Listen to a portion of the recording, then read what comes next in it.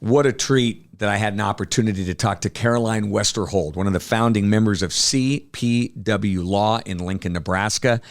How did helping with a tooth extraction help her determine what she did and didn't want to do with her career?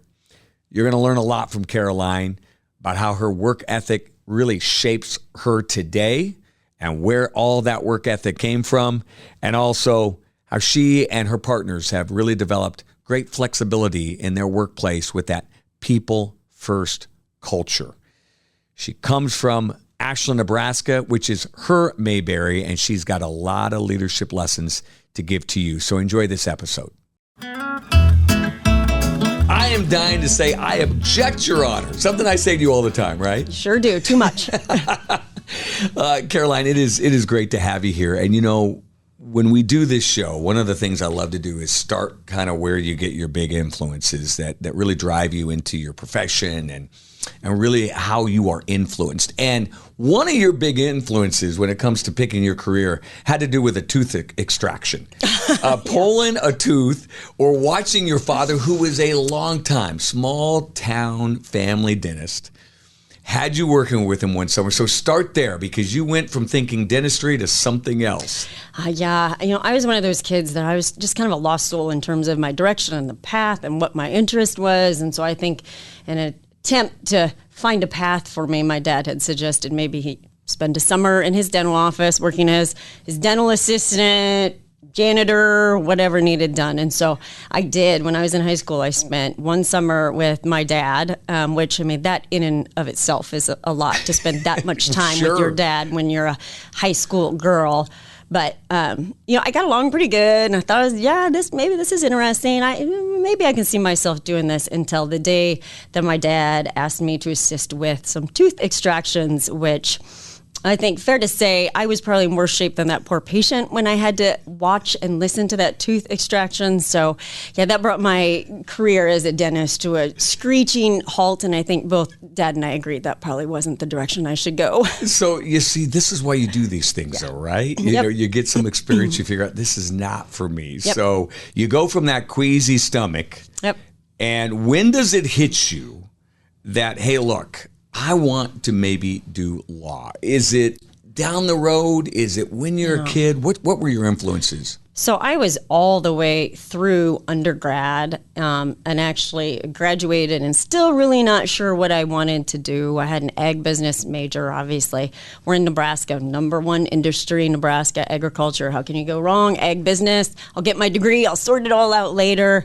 And then we actually had a family farm, and there were some issues that came up with the family farm, and some legal issues, and some, you know, legislative issues. And I kind of thought, well, wow, this is kind of cool. This is kind of neat. And so I went and took the LSAT and applied for law school and got accepted the following year. And even going into law school, I kind of knew there were pieces of the law that I found interesting, but I didn't have a clear direction of, I want to go be a litigator, I want to go do corporate work, I want to go be a lobbyist. I just knew there was something about it that kind of piqued my interest. So I thought, what the heck, you know, nothing better to do. Let's go to law school and see how this works out. So if you'd not grown up in an ag setting, and that's one thing that we should talk about, here's what's intriguing about your background.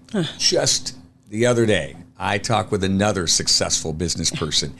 Her start, I mean, a big part of growing up was 4-H. Oh, yeah. Living out on an acreage with her parents, riding horses, competing in rodeos. You have a similar background. What is it about rodeo, 4-H, that really kind of helps, give you some direction? You know, I think those activities require a high level of responsibility. And, you know, it really falls to you to take care of that animal, to do the practicing, and then to be able to show up and put it all together in a group of people. And so I'm a big fan of the 4-H and the high school rodeo. I have a nephew right now that has borrowed our cutting horses so that he can use them for high school rodeo. So I spent last weekend in Central City at a high school rodeo helping him. Now, don't make that face, because you had a ball. You had a ball doing I do. this. I love every second of it. Every second. You and once told me that, hey, you know, baseball in the summers, got to go softball, yes, because you want to hang out with horses, right? Yes. Yes. So this is the first summer, and I don't know how many years that Cooper decided he was just going to do basketball this summer, quit baseball. Harper decided to quit softball because she too loves horses, and she would much rather spend her weekends hauling to horse shows, hauling out west to the ranches, and spend her time doing that, which I was happy to accommodate. I think my response to her was, yeah, Harper, you're right. Softball's stupid. Let's go haul some horses this summer. I love it. Well, we've got all the softball fans now on our side. Yeah, I was going to say, sorry, all the softball moms. That's right. You know, I think that you and I, of course, hail from the same town in Ashland. Mm-hmm. All right, so there's something about growing up in a small town that kind of helps form your thoughts and who you are. And tell me about growing up in Ashland, Nebraska. So I actually went to country school until I got to middle school. So I feel like my connection with town probably came a little late because it was middle school. But in small towns, they're the best, you know, and obviously, I don't have anything to compare it with because I've never lived anywhere other than Ashland, but I feel like there's such a strong sense of community and giving back. You have folks like Chuck Niemeyer and Dave Lutton and Dave Libby who make a very conscious effort to support the community and to develop the community in the right way. I always joke that maybe they've done a little too good of a job because now everybody wants to come to our beautiful town, but there's just always so much support and opportunity, which is surprising from such a small town. But, you know, we have astronauts, we have lawyers, we have entrepreneurs, and they're all happy to always give you their time and their support. And so, you know, it's, and you grew up obviously too in that blue collar arena in the sense of you loved ag, you loved rodeo.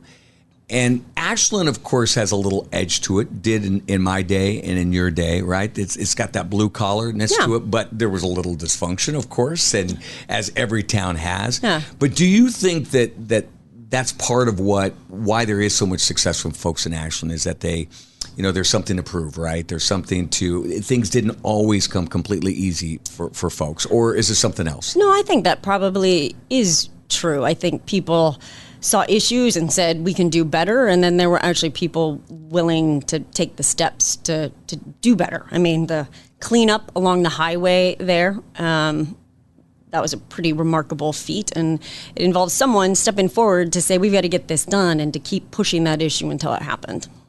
So I want to talk about those early influences. Who was someone, you mentioned some business owners, but whether it's school or some other place, who influenced, who was your first mentor or coach that you really looked up to? It's so funny. Probably one of the first people that really sticks with me was Julie Mink, who when I was in kindergarten at this country school, she was the teacher there. And I just remember what a kind, giving heart that she had and how I just felt safe and I wanted to be her and I would watch her and I would see her out there teaching and being patient and helping these kids. And for a long time, I actually thought I wanted to be a teacher just because of her influence. And it's just remarkable to me because if you said, gosh, who was your second grade teacher? I'd probably be like, oh, I'm not really, I can't remember, or fourth grade. But you ask me who my kindergarten teacher is, my memories are, you know, crystal clear. I love when I hear those, you know, those stories about that influence early on. I mean, what's one of the leadership, you know, lessons that you got from her early on? I think the biggest thing was just the compassion and kindness and the passion that she, you know, sent out there, the vibes that she sent, how much she clearly loved what she did and how important her job was to her and how she treated all of the kids there. And so when you go to Ashland High School, when do you get integrated into the big school? So it would have been 7th grade when I first started at Ashland. So here you go from this small country school, and you're talking about kindergarten through what, 6th? Yeah. And you're all intermingled, one classroom, just like Little House on the Prairie, right? Yep, exactly like that. I even rode my horse to school sometimes. You're kidding me. No, I wish I was, but it is a true story. and you could just tie up the horse every day. I just love that. So you go to Ashland now, you're in the big school. What was that adjustment like? It would have been harder, except at that point in time, you had Juan and you had Memphis that both had 1-room, 2-room schoolhouses in District 5. And so there were actually quite a few of us that came in that 7th grade year, which made it easier. I mean, it's still, a lot coming at you, and all of a sudden you have all these different personalities, all these different kids. And so it was an adjustment, but it was made easier because by no means was I the only one feeling the things I was feeling and worrying about the things I was worrying about. Was there a class that stands out to you when you got into high school or junior high that you're like, this really, I mean, mine was psychology with Chuck Barlin. I mean, it just, for whatever reason, I could never concentrate. But when I took his class, I was like, I was dialed in.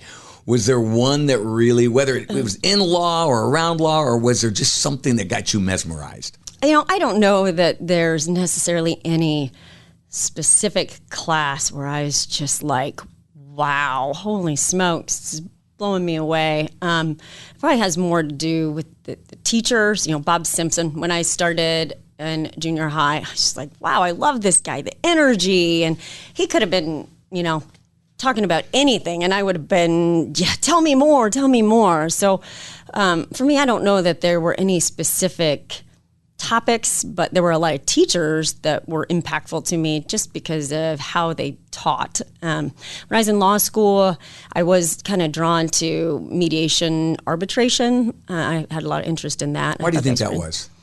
I don't know. Was it experience back on where you guys had some issues back, trying to figure out what was going on with the property and that sort of thing, or was it something else? It might have been. It's just that recognition that there's always two sides and making sure that you're considering both sides and looking for that common ground. So when does the influence start? You had the experience as a child, right, where you're starting to see the legal system kind of at work. But when does it really hit you? Was there that seminal moment you're like, I need to be an attorney? So I go through law school and I graduate, and I'm still not really sure, I like it, but I'm not really sure where I fit. My last year of law school, I had a friend that lived in Kearney, and so I found a job at a law firm in Grand Island so I could live in Kearney with my buddy. And that law firm is where it really changed for me, where I really felt like, hey, I like this. I can do this. This is something I enjoy. So that's probably what really lit the fire and made me decide that litigation was probably the direction I wanted to go. Working on the defense side was what interested me and started to give me an idea of specifically the type of practice or law I had interest in. And did that law firm do everything? What was it that you were involved at that time that really got your interest up? So they were a full-service law firm. They had corporate attorneys, estate attorneys, employment attorneys, and then they had 3 attorneys that were pretty focused on just defense insurance work. And so I really connected with those 3 attorneys right away. They were 3 attorneys that had a remarkable work ethic. But the thing I appreciated about them was they never asked more of me than what they were doing themselves. And they went beyond just trying to create a good attorney. They encouraged me to be involved in the Chamber of Commerce. They would take me out to their family events. And when Russ was in town, they would take Russ and I out to dinner at the country club. They saw beyond just the associate that was there to make some profit for them. They really looked at me as, hey, this attorney, we're going to do everything we can to develop her into the best attorney, and looked at me long-term in terms of towards partnership and trying to create a whole person. Was there someone there that took you specifically under your wing? There were Steve Leininger, which is kind of funny because Steve is this really gruff guy, and there's a lot of attorneys, even when I say his name now, they kind of cringe, but he could not have shown me more kindness. And I was there only after law school, after I graduated, they offered me a job, and I was there only a year, and Russ proposed, and I walked into the office, and here I am with this rock on my hand, and he just looks at me and shakes his head. And then we go into his office, and he say, if it's anybody other than Russ, I tell you, don't do it. And then I love it. He talked to me about, well, let's make this work, because at that point, Russ was in Omaha. We can make this work. And I just said, Steve, that's not really how I want to start my marriage. But then what Steve did next, I'll never forget. He started making calls to help me find a job. He's like, I'm going to help you go to a good law firm with good attorneys. I'm going to make some calls. And he did. He basically got me my next job in a matter of 30 days, all because Steve Leininger picked up the phone and made some calls and said, hey, this attorney is great. You got to hire her. You got to make a space for her. And I have a lot to be thankful with respect to all that Steve did for me. So it sounds like this is one of your first big lessons too, right? In corporate America and the business world, that here is someone that is going to lose an incredibly talented young attorney who's going to pick up that phone, who's going to assist you, and putting that person first. Yep. How much has that stayed with you? I mean, is that where it started for you when you first started seeing that from a business perspective? Yeah, I think that really carried forward with me the importance of those relationships, the importance of seeing someone beyond just this is my paralegal or this is the partner I work, trying to develop relationships with the people that you work with. I mean, we spend hours and days in high-stress situations, and it's a lot easier if you have a person you have a good relationship with and you have trust with. And so for me, I definitely carried that forward. I don't know that others I worked with viewed it similarly, which was difficult for me at times. But it was a good life lesson and a good professional lesson.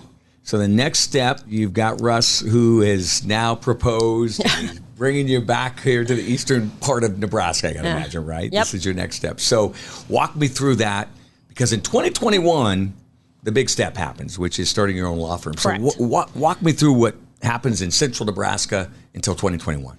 So I came back to Omaha, and I worked in Omaha for a while at a smaller kind of boutique firm. And then I got an offer to go work for a bigger firm, which I ended up taking, which it's a good experience. It is a lot different than what I had before. I mean, the firms I'd been at in the past were 10 attorneys. And then, here's this law firm that's 30-some attorneys on the 13th floor. And it was a good experience. And so I switched, and then I went to practice at a big firm then for about 15 years.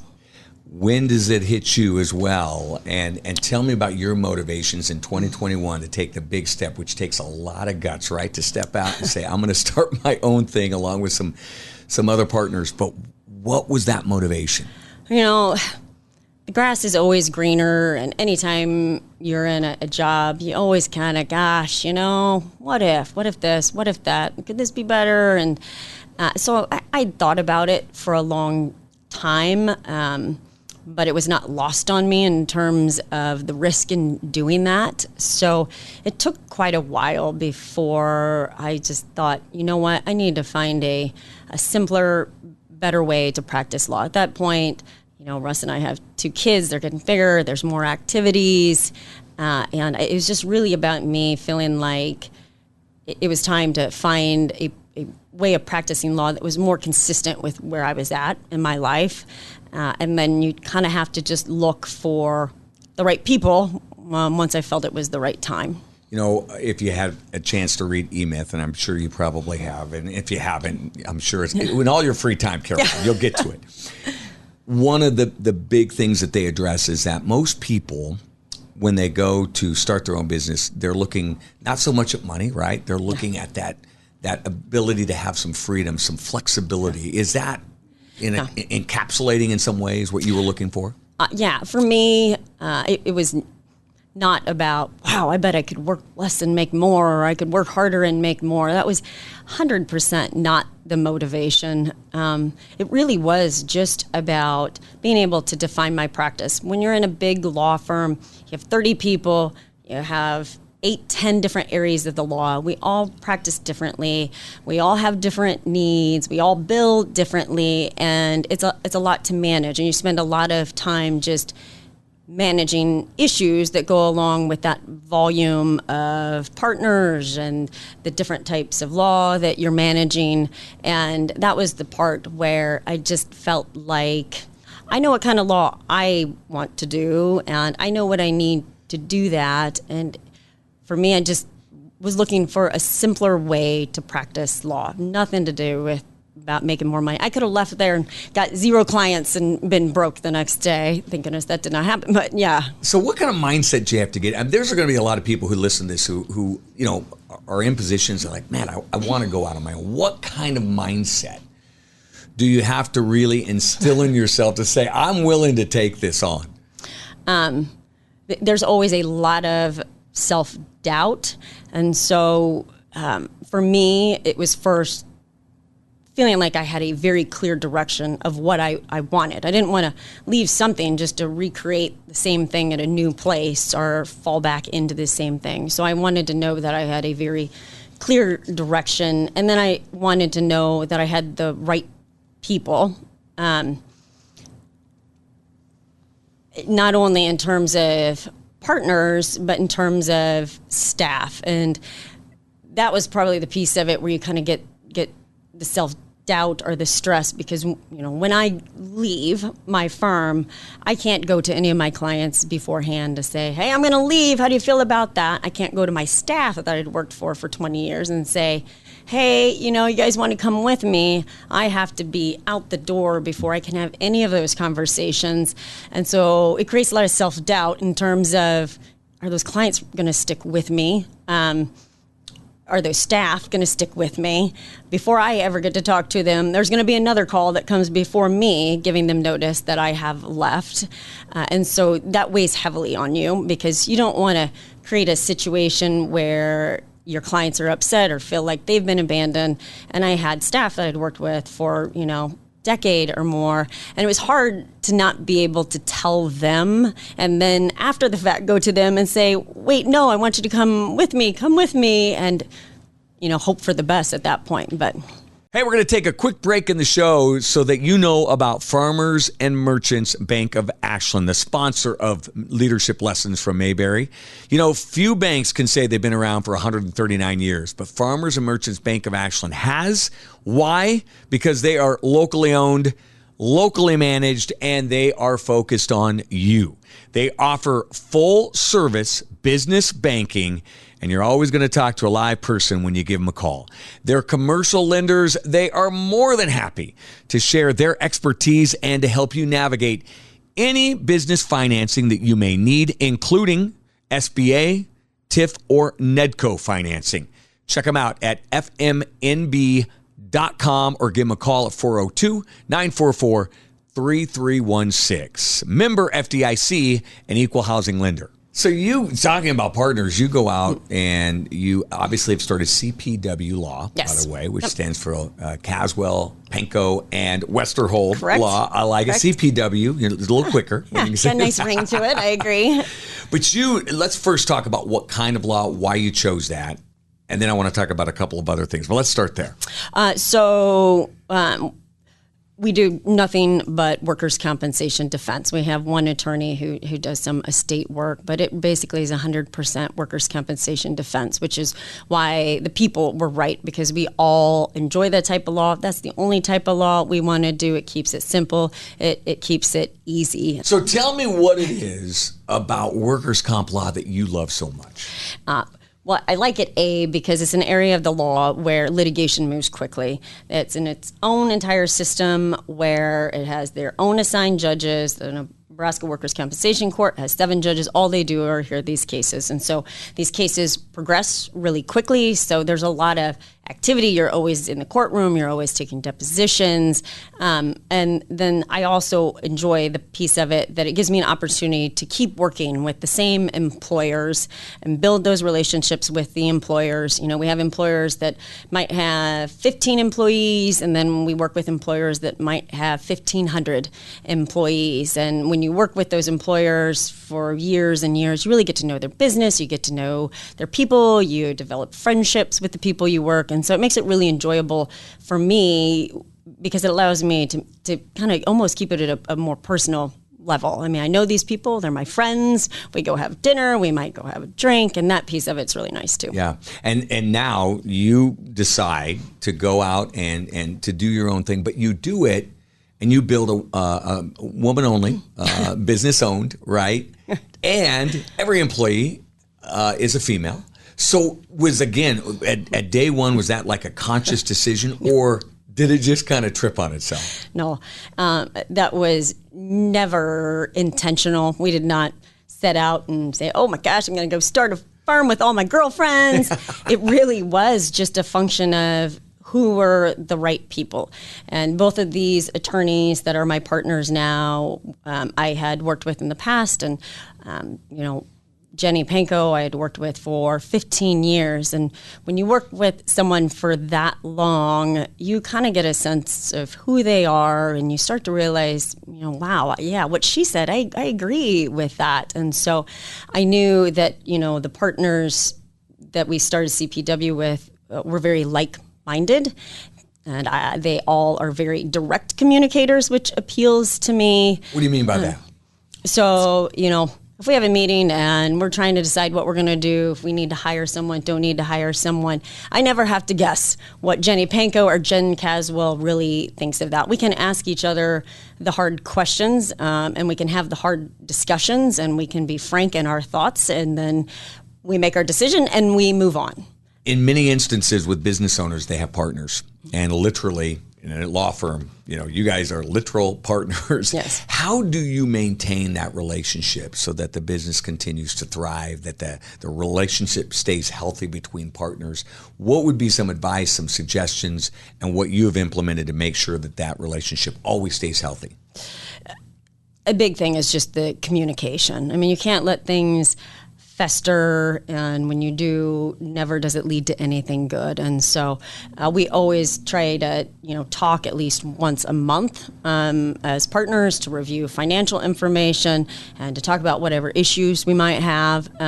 Another good way to make sure our firm keeps running smoothly is to have good people in place that work with us. And we're incredibly fortunate. Yes, they are all women, to have really good staff that work with us on these claims. And I always joke that I think the clients probably like my legal assistants or paralegals better than they like me most days. But so it's funny because you mentioned, here's what I heard. Here's how the relationship stays healthy. Great system in place, right? Yep.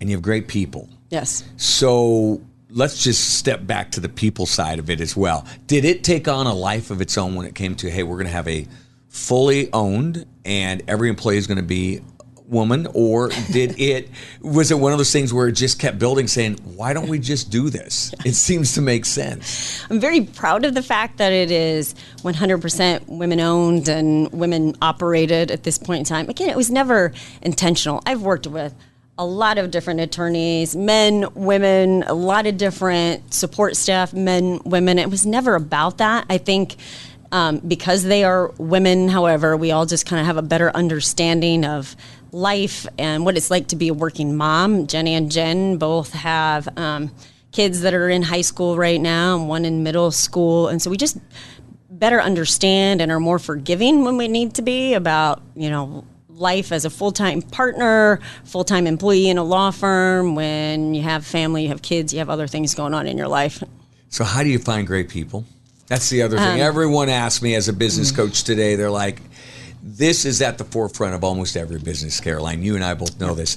How do you find great people? Because you're thriving, as you mentioned, because you have found some great people. Yep, we just hired another paralegal, and we're looking to hire another paralegal, and then we just hired another new associate attorney that will start May 1st. And in terms of finding good people, it's a function of being patient and being willing to wait for the right person and to do your homework. So it's not easy, and I think we've been very fortunate in terms of when we started the law firm. All of our staff that I had worked with at the prior firm did come with me, which made it so much easier. It would have been so much more difficult to have done this if I had to start with new legal assistants or paralegals or staff. And so it made it a lot easier having those people in place when we came. Now, trying to build on that, we have learned our lesson that you need to be patient and you need to be confident in those hires, because otherwise you spend a lot of time and energy and resources on training an individual that maybe isn't the right person, and then you have to start over again. It really starts to affect the business and the flow of work and the bottom line when you're constantly hiring and firing. So I have two legal assistants that constantly say, we'd rather be too busy than you bring in someone that we're not, confident is the right fit. And so we actually have started to fold in our paralegals on the interviews when we're looking to hire other paralegals, so they have a chance. These are the people that they're going to be working with. They should have some voice in whether or not they think the candidate we're looking at or talking to will be a good fit, someone that they can work with. So leave the position open versus get in a rush, right? 100%, 100%. And it's kind of, I think, worked out well for us taking that approach. There's not a high volume of associates or paralegals in our community, but there are some very good ones. And by being patient, we've been able to then connect at the right time with those people. The folks that you've hired love to work there. They stay with you. How do you think the workforce has changed today? What does the workforce need today that maybe 10 years ago they didn't necessarily need or demand? Or has it changed? Oh, I think it's changed a lot, especially since COVID. And I think people expect, and fairly so, more flexibility. My paralegals, if they have young kids, if they need to take their kiddo to a doctor's appointment, they don't have to come and say, hey, Caroline, can I have 2 hours? I'm going to go do this. Do they let me know? And do they look at the calendar to make sure it's not going to create an issue with, some deadlines or something we have going on that day? Yes. But I bet this week alone, I got 3 messages being like, my kid got sick. I'm going to run get him from daycare, but I'm going to hop back on. I'm going to try to get this done. And I feel like our staff also does a good job of jumping in and supporting one another when someone has something come up. Jessica Meyer's first one to jump back in and say, no worries, I got this. Just go take care of your kiddo.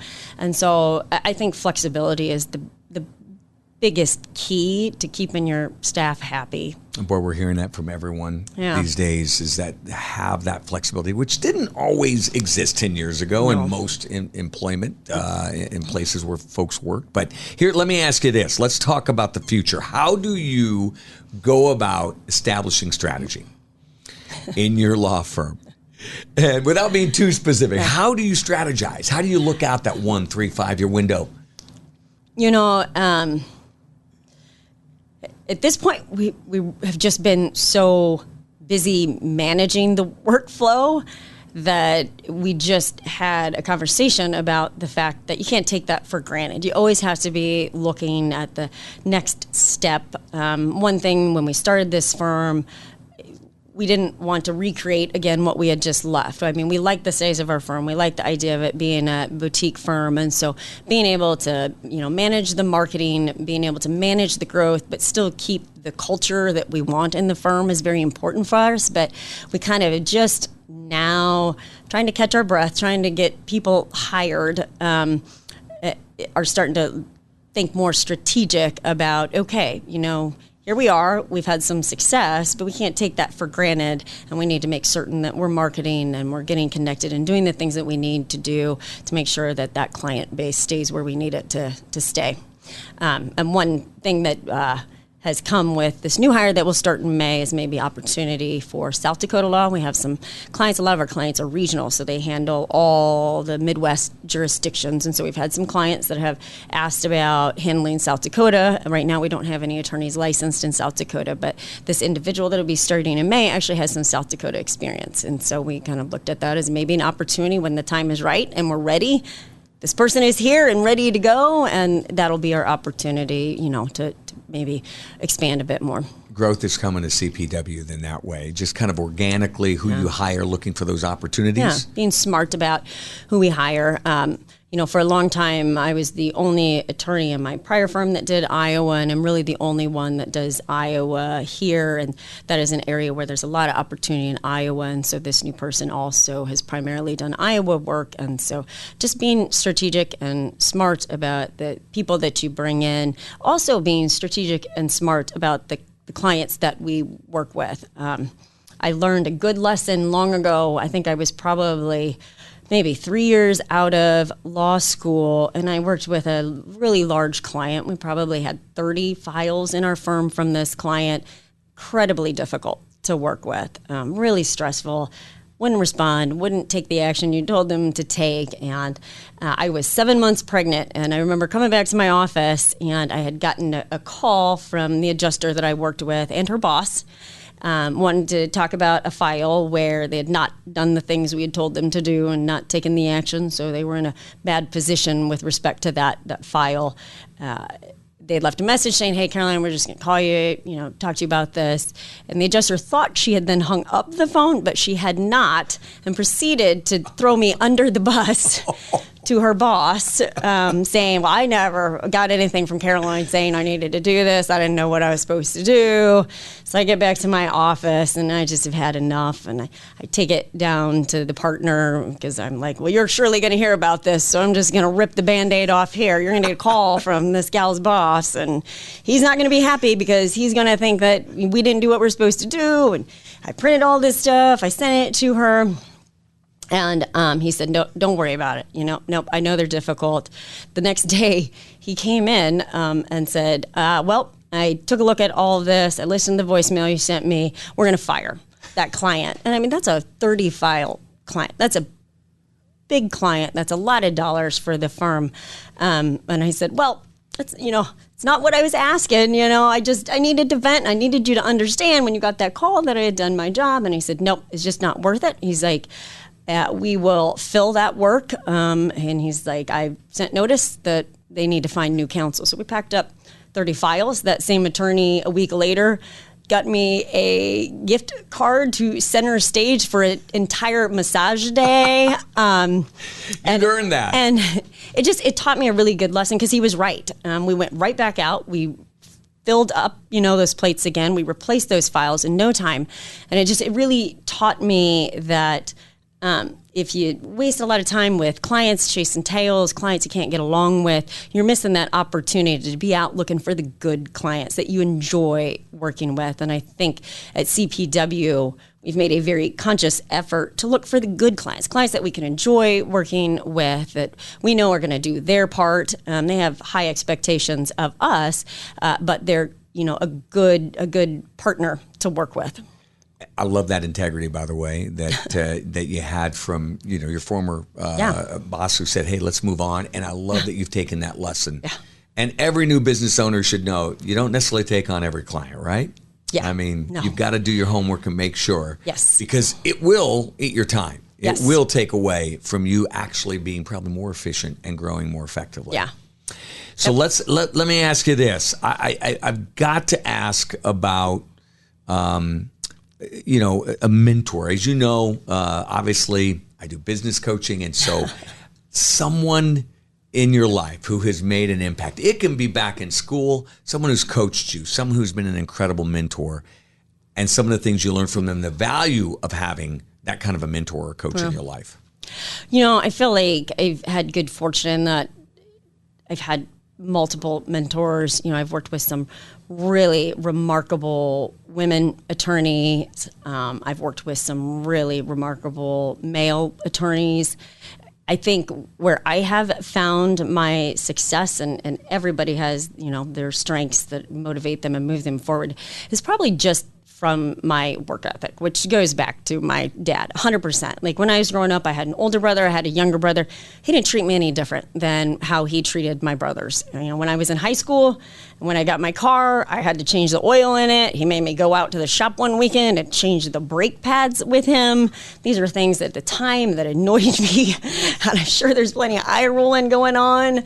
But now I look back and I can appreciate the work ethic that helped me to build. And everybody obviously calls attention to the fact that, wow, great, all women, way to go. And I just never looked at it that way. I am just looking for the right people and the best people. And I never say, "Oh, but you're a guy. I don't know that I want to take you. We just want all women." And I think that's probably mostly from my dad, who just never treated me different because I was a girl. He demanded the same of me that he demanded of my brothers.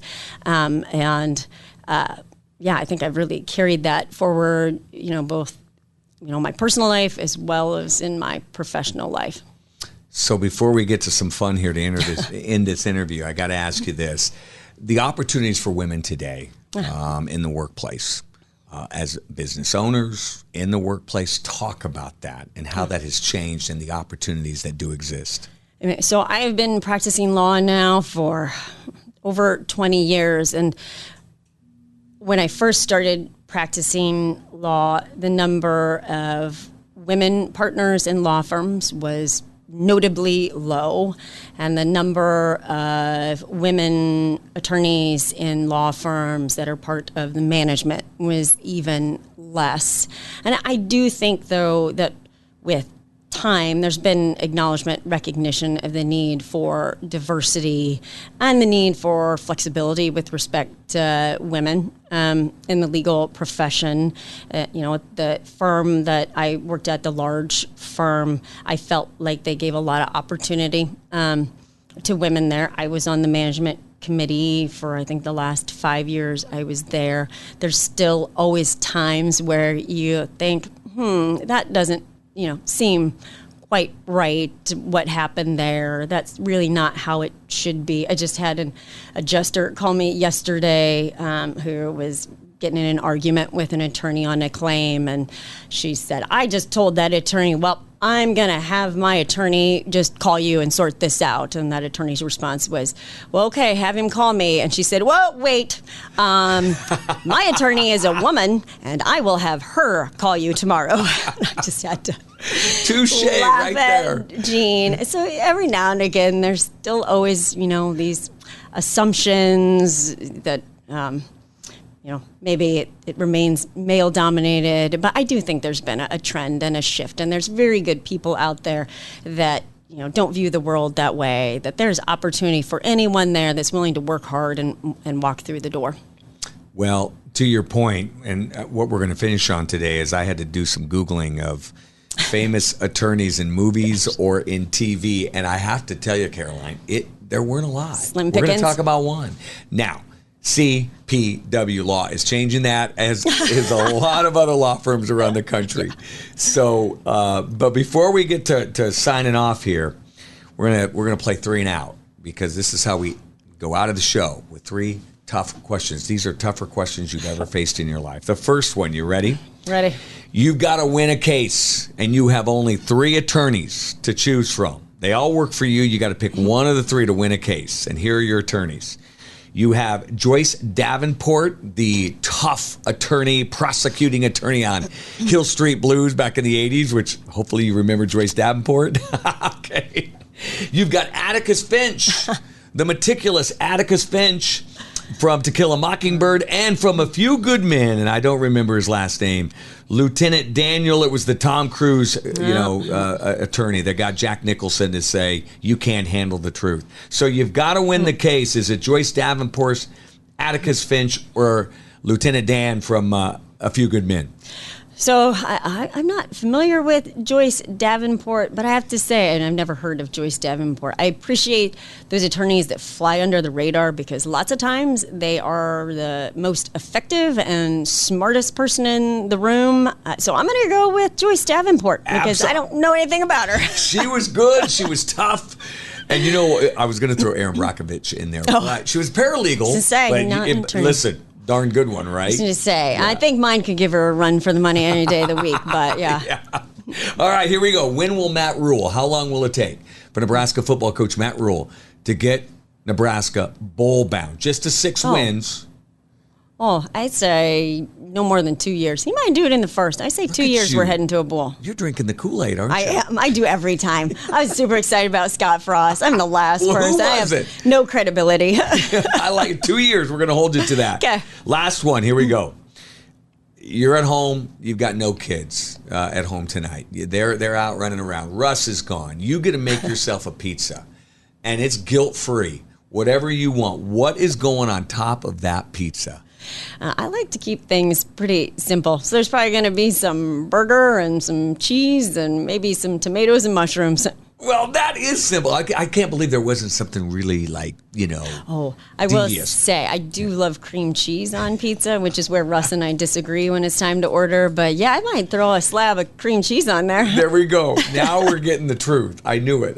Well, listen, you have been amazingly successful. And to get CP Law rolling here, you opened it in 2021. It is doing exceptionally well. You have a real vision.